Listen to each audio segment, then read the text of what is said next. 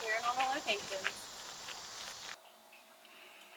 Welcome, everybody. This is Grim Ghouls. If you're new here, I'm Gabby, and I'm usually joined by two others, Ricky and Justin, but we are parents, and our kids recently started back to school, so we were all infected with the back-to-school yuckies. So we didn't want to cross-contaminate these kiddos or our household, so it's just going to be me filming for this episode. Hopefully this is the only episode that I'll be filming alone because it's not very much fun to film by yourself. Okay, so moving on to today's topic. We are going to be showing you some footage from a local historic graveyard here in North Carolina. We're not going to be releasing the name or information that would identify this place based on the remote location of it and the fact that they're trying to restore it. We want to eliminate any risk of vandalism for this location. But I took a few notes just to kind of give you some background on this location. The graveyard was established in 1775, in the same year that the American Revolutionary War started. The person who started it and built up this plot of land for a burial ground for himself and his family was a career soldier at the time. He ended up not being able to be buried here because he passed away in a different location and had to be interred there, but his wife and family members were able to be buried here. And that's kind of the start of it. It did pass hands through different families over the years and changed names several times based on the family that owned it at the time. But over the years, from the 1700s up until now, people's family members passed away, and this location kind of got forgotten about because there was nobody around to really remember who these people were to take care of the graveyard. So unfortunately it was vandalized, extremely weathered based on the type of headstones, tombstones that were created during this time period. Tree damage, you name it. If a place has been abandoned for a period of time, things like this happen. So in 2022, an historical society or association took over this place and started to breathe new life into it, clean it up, get rid of damaged trees, repair these people's headstones, identify people, make sure things are back in the proper place. There are 130 known interred people in this graveyard, 8 from the 1700s, mostly from the 1800s, and a few from the 1900s.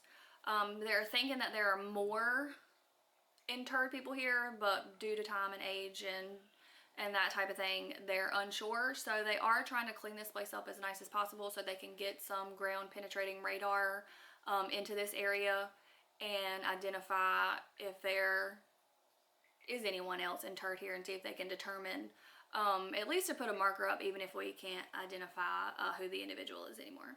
So this place is extremely beautiful. It's on a hill surrounded by woods, a remote location, gorgeous, peaceful place. We do have a few photos that we took from this place. I know that I have some where we captured a couple of orbs and things like that, so it's really interesting. But overall, being up there and doing a paranormal investigation is kind of creepy. I mean, you're surrounded by wildlife, the forest, in a vast area that is not lit at all. So we were extremely new at filming. I think this was actually the first location we ever brought a camera with to film any type of paranormal footage or evidence, research, what have you. Even though we'd been doing paranormal things before, we're just really new at filming. So please bear with us on the footage and just remember that this is from when we were very first starting, one of the first locations we ever did. So that's why it's a little, maybe the camera works a little shaky and the angles are a little weird, but please bear with us. We're really trying and we're really getting better, we promise. But for now, I just want to share the footage that we captured with you. It's not a ton, but what we do have, we think is pretty interesting.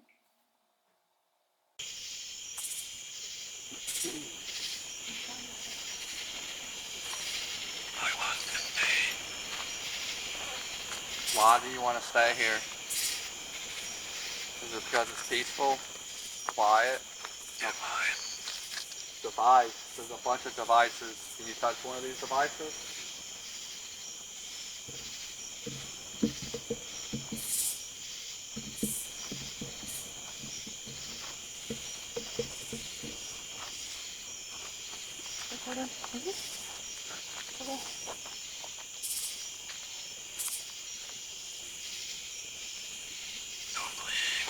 Don't leave. Don't leave. You don't plan on leaving. Explain that device. It said explain that device. I think it said device again. It must have device. Yeah. Which device? This one you can speak through? This one right here, you can speak through too. And I'm recording. See my hand? The flashlights you just tap, or torches. And the thing with the antenna, you just get close to it. And all those will show us that you are here with us. And then I have this EMF reader in my hand. And it just tells me when you're close by. Put some energy on it. Put your hand Energy on it. Yep.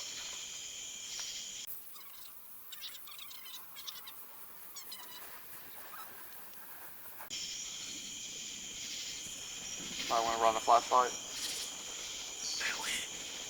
Silly. It's silly.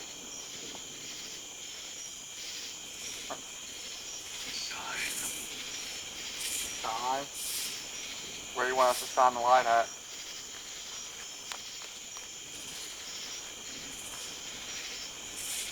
Yep. Oh, I want to shine the light.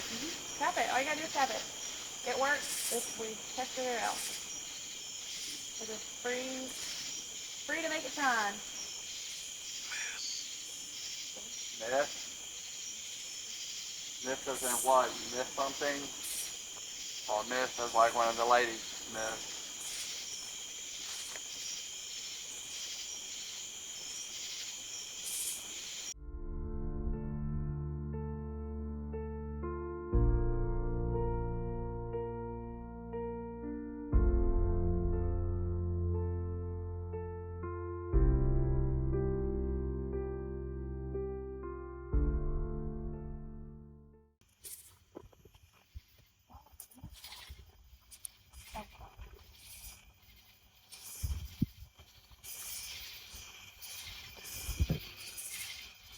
That was the thing?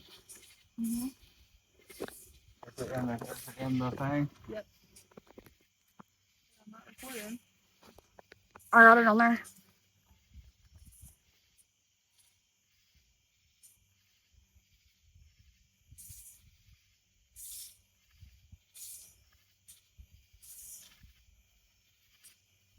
There's a bug right there, so I wonder if it's a bug. No, it's still doing it. Was it the bug doing it? No. You alright? I don't know. I don't know. It felt like something got thrown at me. It felt like something got thrown at me. Like food.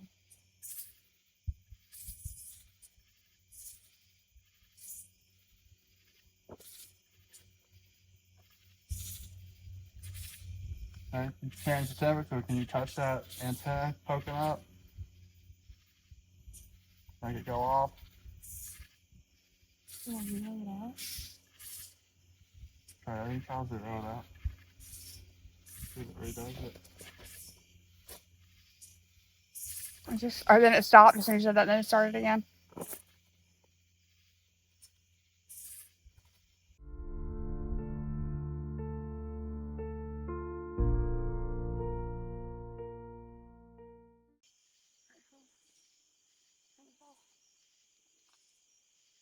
You are resilient.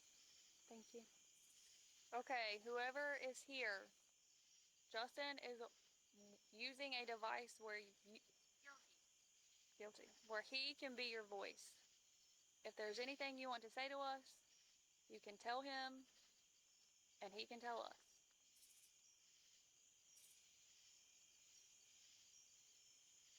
Is there anybody here that wants to communicate?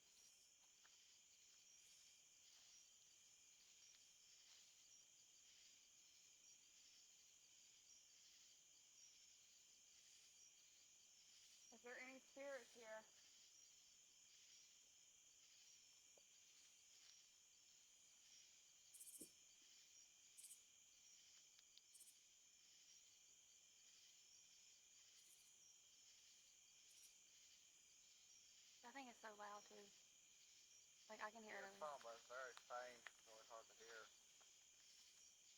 Heard it twice. Can you be a little clearer? A little more clear so that Justin can hear you?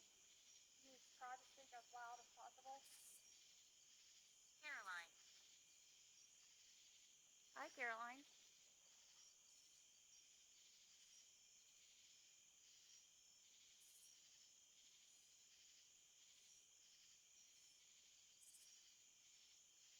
If anybody who wants to communicate, could you come in closer?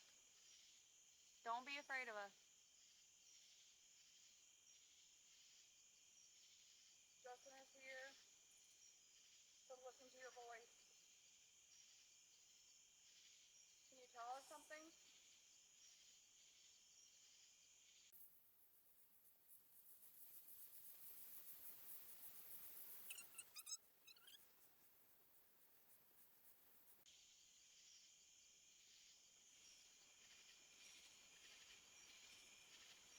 Stroke. Stroke. Did someone pass away from a With stroke? that, Quit that. Quit what?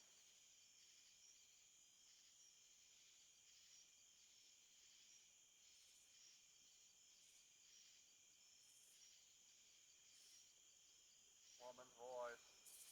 Couldn't make it out. Caroline, Joyce, is that you? Come closer.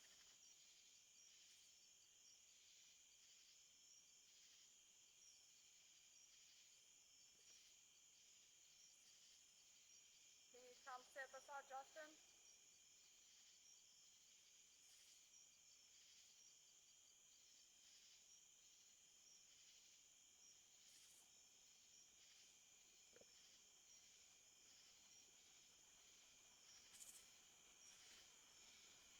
Last time we were here, I got his man's voice 4 times. I can't really deep. And it sounds like it's very distant. It's really Come. hard to understand what he's saying.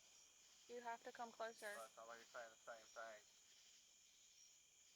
It must be important. If you come closer, he may be able to understand you better.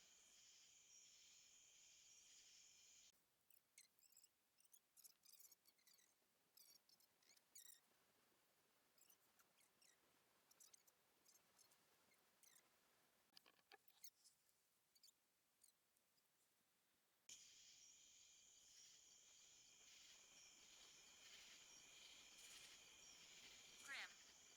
Grim.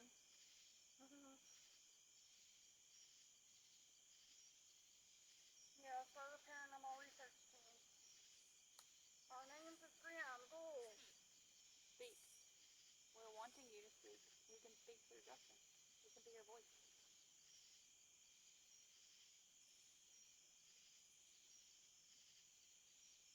I wonder if they're not very familiar with any of this stuff. From the time period. No. Probably. Please do not be alarmed by any of these devices. The tools.